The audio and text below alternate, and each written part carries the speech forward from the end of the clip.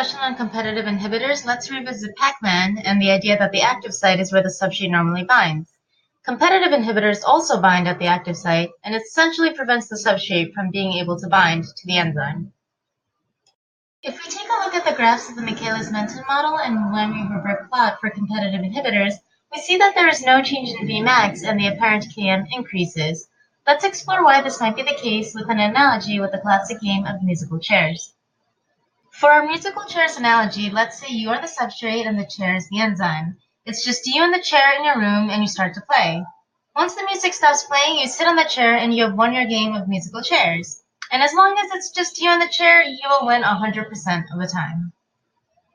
So we still have you as the substrate and the chair as the enzyme, but let's add your friend who is the competitive inhibitor.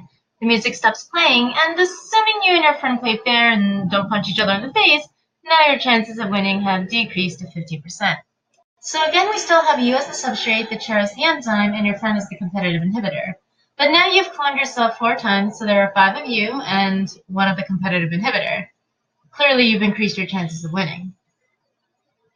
So again, we have you as the substrate, the chair as the enzyme, and your friend as the competitive inhibitor. And let's say you have now cloned yourself 1,000,000 times. It wouldn't even matter that the competitive inhibitor is there, and you would be back to winning 100% of the time. So you can overcome competitive inhibition by increasing the substrate concentration and still reach the same Vmax.